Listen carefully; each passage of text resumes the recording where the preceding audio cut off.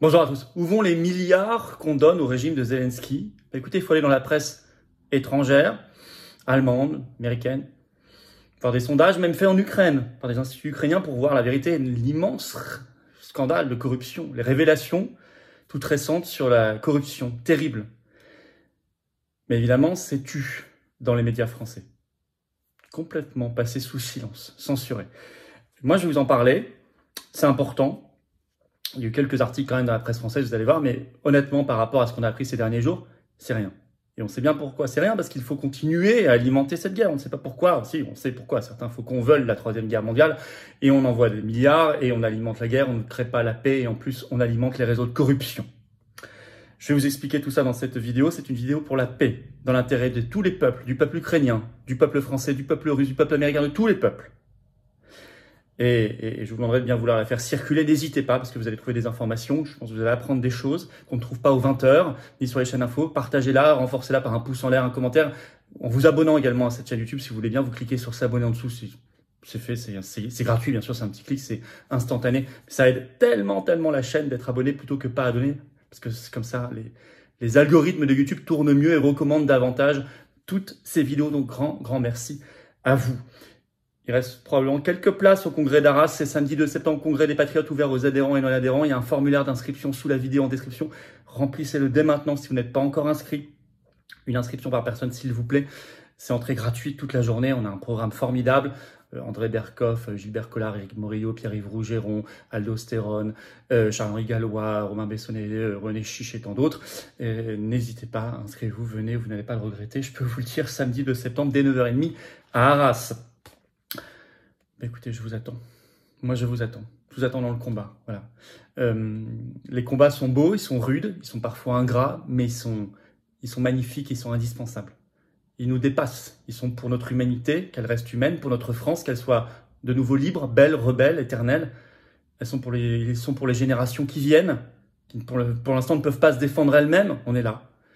Il faut être avec nous dans ce mouvement de résistance anti-oligarchique, le plus grand mouvement souverainiste et défense des libertés, de la paix de France, ce sont les patriotes.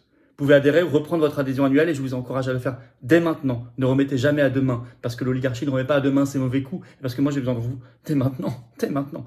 Comment on fait pour adhérer et réadhérer? C'est le premier lien sous la vidéo en description, c'est le même. C'est un lien également en commentaire épinglé, c'est un lien sur une petite fiche maintenant sur l'écran, et dans les dernières secondes de la vidéo, un lien apparaîtra également sur l'écran. Choisissez. Faire un don de soutien aux patriotes est également indispensable. C'est le deuxième lien sous la vidéo en description. Pourquoi indispensable? Parce qu'on fait beaucoup, ça coûte très cher. Arras va coûter quelques dizaines de milliers d'euros, les européennes en juin prochain, la grande liste de rassemblement pour le Frexit, plus d'1 million d'euros, rien que pour être candidat, pour avoir des bulletins de vote imprimés, c'est tout. Voilà. Et on n'a pas les millions d'euros de subventions publiques qui coulent sur nous comme les faux partis d'opposition. Voilà. Alors on fait, voilà. Donc faire un don, c'est important. Don, adhésion, réadhésion sont défiscalisés aux 2/3 pour vous, c'est-à-dire que si vous mettez 60, vous récupérez 40. Si vous mettez 300, vous récupérez 200 en baisse d'impôt. Si vous mettez 10, vous récupérez presque 7, etc. Grand bravo aux donateurs, aux réadhérents, bienvenue aux nouveaux adhérents patriotes. Alors, le régime de Zelensky prit la main dans le sac. Oh, la corruption avait commencé avant Zelensky, c'est sûr, mais là, le problème, c'est que nous, ça augmente manifestement et on donne des milliards, quoi.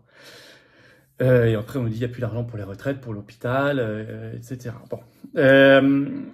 Alors, il y a des révélations, ce qui entraîne d'ailleurs une résistance au fait d'envoyer des milliards aux États-Unis. Vous allez voir ce qui s'est passé ces dernières heures au Congrès américain. Ce que je vais vous dire dans cette vidéo n'est pas exhaustif, il y a d'autres exemples de corruption, mais on va aller voir l'essentiel. D'abord, des affaires de corruption qui s'enchaînent. Alors, quelques-unes dont a parlé la presse française, un rappel important, c'était un article des Échos qui est toujours en ligne, le 17 mai dernier, c'est pas vieux, Ukraine, une affaire de corruption ébranle la Cour suprême, rien que ça. Avec notamment arrestation du président de la Cour suprême ukrainienne pour pot de vin, je cite, il s'appelle Vsevolod Kniazev. Mais là, il y a une nouvelle affaire retentissante. Vous avez quand même Libération le 14 août, là, ce 14 août qui en a parlé, le titre Corruption en Ukraine, grosse purge dans les centres de recrutement. Le 11 août, en effet, Zelensky a dû limoger, je cite, tous les responsables régionaux de la conscription militaire en Ukraine après des révélations de pratiques de pot de vin.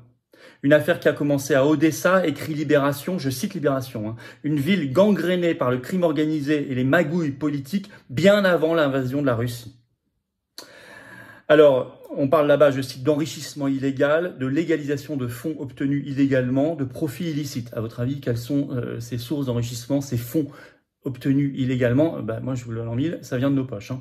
Ça, je peux vous l'assurer. Alors, Libération parle d'administration pour certaines rongées par la corruption, et actuellement il y a 112, rien que sur cette affaire, 112 enquêtes criminelles en cours. Mais pour voir vraiment l'ampleur du problème et la réalité de la lutte contre la corruption là-bas, il faut aller dans la presse étrangère. Et notamment, est-ce que le fait que Zelensky, de temps en temps, en arrête quelques-uns, est-ce que ça n'est pas du théâtre pour continuer à avoir des aides? Et bien, c'est ce que pense la presse étrangère, notamment le journal très sérieux, le Berliner Zeitung en Allemagne. C'est l'article du 12 août dernier, c'est tout récent, le titre « En pleine guerre d'Ukraine, les militaires de Zelensky achètent des villas en Espagne ». Bon, tout est dit dans le titre. Avec cette interrogation en chapeau d'article très importante, je vous la lis. Les promesses très publiques de Zelensky de lutter contre la corruption ne sont-elles rien de plus qu'une campagne de relations publiques? Tout est dit, tout est posé. Alors je vais vous lire un petit extrait de cet article pour que vous preniez bien l'ampleur du problème. Je cite Berliner Zeitung. Dans le contexte de la guerre d'agression brutale de la Russie contre l'Ukraine et des mesures de soutien occidentales, un certain nombre de responsables ukrainiens semblent découvrir de nouvelles opportunités d'enrichissement illégal et de programmes de corruption. Je cite toujours le Berliner Zeitung. Le 25 juillet dernier, Yevhen Borisov, ancien commissaire militaire de la région d'Odessa, a été arrêté. Borisov est accusé d'abus de pouvoir et d'acceptation illégale de cadeaux. En échange de dons monétaires, Borisov aurait déclaré les conscrits inaptes au service militaire et les aurait ainsi sauvés de la mobilisation. Entre autres choses, les autorités ukrainiennes enquêtent sur la manière dont un responsable militaire ukrainien régional, quoique de haut rang, a réussi à acquérir une propriété en Espagne d'une valeur de plus de 4 millions d'euros. Bon. Par ailleurs, je cite toujours, le Berliner Zeitung évoque des allégations de corruption présumées au ministère ukrainien de la Défense. Et, je cite toujours, des rumeurs de corruption tournent autour des dépenses régionales pour le renouvellement et l'embellissement des villes et des paysages. C'est un peu partout, ici notamment dans la municipalité de Kiev. Bon. Par ailleurs, vient de sortir en Ukraine, auprès de la population ukrainienne, un sondage accablant. Auprès des Ukrainiens. D'ailleurs, dans son article Berliner Zeitung, il fait référence. Il a été fait par l'institut assez réputé, qui est l'Institut international de sociologie de Kiev, le KIIS, qui a été publié ce 26 juillet. Pas un mot en France. Pas un mot en France, on va comprendre pourquoi. Le titre, c'est une grande étude, des sondages faits méthodiquement, scientifiquement. État de la corruption en Ukraine en 2023, perception, expérience, attitude. Alors, je cite le compte-rendu de cet institut qui a fait le sondage. Il est considéré, d'après le sondage, comme le problème le plus grave pour l'Ukraine après la guerre, juste après la guerre. Ça, c'est selon les Ukrainiens. 89% des Ukrainiens pensent que c'est un problème là-bas. Le plus grave parmi la corruption, c'est la corruption politique. 81% des Ukrainiens la citent. Et pour 94% d'entre eux, elle est répandue, je cite. Et il y a une hausse perçue de la corruption depuis la guerre, depuis 2022.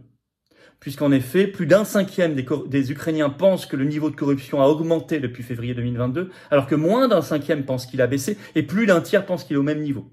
Donc il y en a plus qui pensent qu'elle a augmenté plutôt que baissé. Et il y a un problème de confiance dans le régime.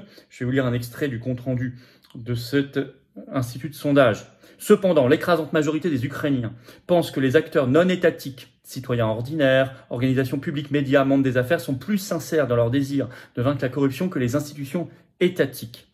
Et par ailleurs, qui est responsable au final de cette corruption? Eh bien, la responsabilité est attribuée par 77,6% des Ukrainiens dans le sondage à Zelensky lui-même. Donc, quand on parle ici de saint, de Churchill, nouveau Churchill ou je ne sais quoi, réfléchissons et ayons les données réelles en main et en tête. Résultat, eh bien aux États-Unis, il y a une opposition qui fait son boulot, contrairement en France, où elle demande officiellement à Biden, vous allez voir, même au cœur du mois d'août, il y en a qui bossent au cœur du mois d'août, parmi les opposants en France, c'est en vacances, les opposants entre guillemets, pas les résistants, et notamment aux États-Unis, ils ont écrit à Biden, le 11 août. Nombre d'élus républicains au Congrès américain ont écrit au président Biden concernant la nouvelle aide financière qu'il a demandée pour l'Ukraine au Congrès à hauteur de 24 milliards de dollars. Ils ont dit qu'ils étaient contre. Et notamment parce qu'ils ne savent pas ce que devient l'argent. On retombe sur notre problème. Ils lui demandent notamment dans la lettre, je cite, d'effectuer une surveillance rigoureuse. Ils disent, les Américains en ont assez de parrainer une guerre par procuration sans fin. Cette initiative a été initiée par le représentant élu américain Warren Davidson. à suivre. Je veux dire, on voudrait la même chose en France, au niveau de la France et au niveau de l'Union européenne, puisque Ursula von der Leyen, sans aucune légitimité, se permet d'envoyer des armes et des milliards, les nôtres, au régime de Zelensky. Avec quel résultat depuis plus d'1 an et demi sur la guerre? Zéro, si ce n'est d'entretenir la guerre et les morts, évidemment. Et cette corruption. En conclusion, les médias français doivent la transparence et la vérité aux Français sur tout ça. Pourquoi il faut qu'on aille dans la presse américaine? Pourquoi il faut qu'on aille dans la presse allemande pour avoir les informations? J'aurais pu vous citer encore, j'ai vu des articles fournis dans le The Guardian, etc. Je ne vous ai pas tous cités, mais en tout cas dans la presse française, je vous en ai cité quelques-uns. C'est vraiment la surface des choses. C'est notre argent. C'est l'argent de tous les Français. Par ailleurs, il faut arrêter d'envoyer des milliards d'euros et des armes. Parce que ça va vers la corruption. Et que ça entretient la guerre. Ça ne va pas vers la paix. Or, il faut aller vers la paix. Et des négociations. Je voulais que vous soyez bien au courant de tout cela pour ceux qui ne l'étaient pas. Et n'hésitez pas à diffuser et à partager partout cette vidéo et ce travail, notamment en donnant de la force à cette vidéo. Vous le partagez sur vos réseaux sociaux, c'est déjà très très bien, mais également, vous pouvez donner de la force, un petit pouce en l'air, un petit commentaire, et surtout s'abonner à cette chaîne en cliquant sur s'abonner en dessous. C'est gratuit, instantané. Vous savez pourquoi, ça aide. Je vous le rappelle pas, en tout cas, je vous en remercie. Profitez-en d'ailleurs pour appuyer sur la petite cloche une fois que vous êtes abonné, comme ça vous êtes notifié dès qu'il y a une nouvelle vidéo, un nouveau direct sur la chaîne, c'est pratique. Congrès la race, le lien 2 septembre, c'est gratuit pour vous, entrée gratuite. Le lien, il faut juste s'inscrire un petit formulaire, il est sous la vidéo en description. Ne tardez plus, je vous attends, patriotes. Voilà, je vous attends. Vous avez adhéré il y a plus d'1 an, vous n'êtes plus à jour, pensez à réadhérer, ça n'est pas automatique, c'est à vous de le faire naturellement. Vous êtes un nouvel adhérent, vous serez le bienvenu dès maintenant, là, dans les secondes qui viennent. Vous voulez faire un don de soutien au mouvement, adhérent ou non adhérent, faites-le jusqu'à tout niveau selon vos capacités. En tout cas, ça sera défiscalisé aux 2/3 de vos revenus. En plus, on ajoute des avantages maison expliqués sur notre site pour telle adhésion, réadhésion ou don supérieur à tel niveau. Tout est expliqué, ça vaut le coup. Allez voir sur notre site. Dans tous les cas, je vous attends. Dans tous les cas, grand bravo aussi à ceux qui font un don, parce qu'on ne peut pas faire les actions sinon. Adhérer, réadhérer, c'est facile. C'est le premier lien sous la vidéo en description. C'est un lien également en commentaire épinglé. Dans quelques secondes, le lien apparaît sur l'écran. Faire un don de soutien au mouvement, c'est le deuxième lien sous la vidéo en description.